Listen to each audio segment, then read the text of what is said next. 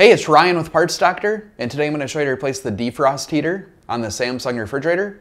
Need a few different tools for the job. We'll leave those listed in the description below. Let's get started.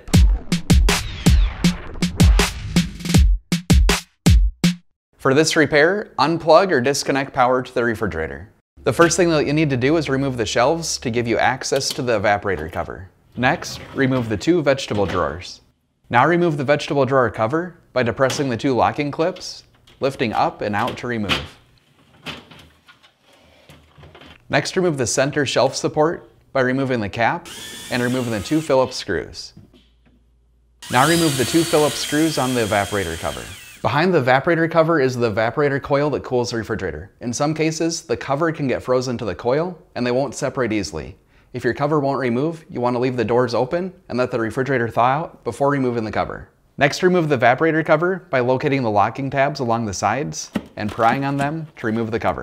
With the cover released, rotate it to the left. Be careful as it's still connected by wires. Now disconnect the two electrical plugs by depressing the locking tabs, then remove the cover. Next, remove the electrical plug retaining clips by prying on the locking tabs and pulling them out to remove them.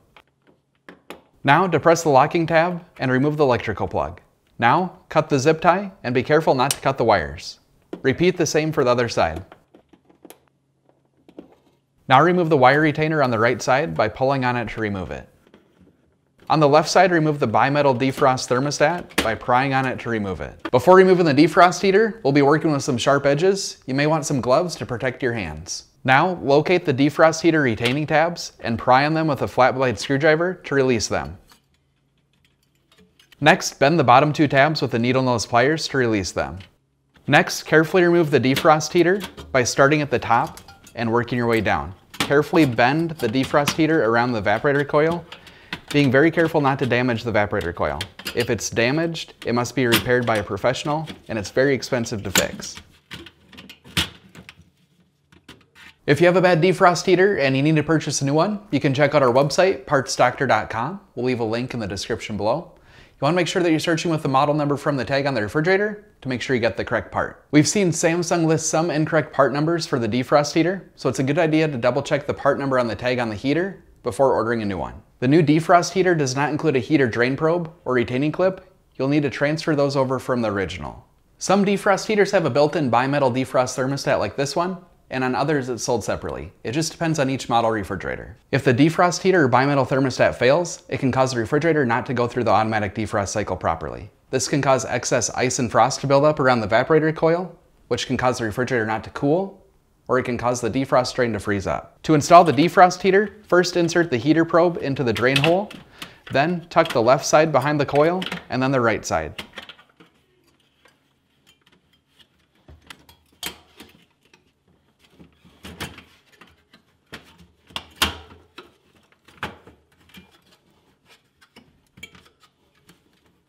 Next, lift up on the heater and bend the two retaining tabs back into place.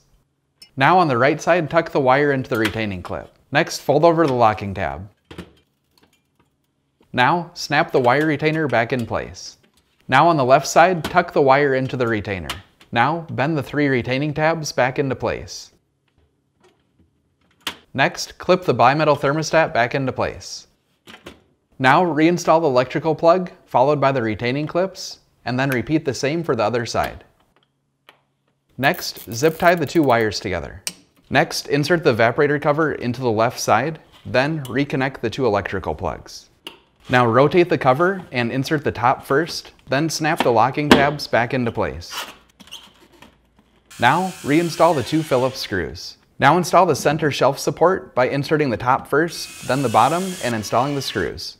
Next, reinstall the screw cap. Next, install the vegetable drawer cover by setting it on the side rails, sliding it towards the rear, and lifting up on the filter case assembly to snap it in place. Now, reinstall the two vegetable drawers. And finally, reinstall the shelves.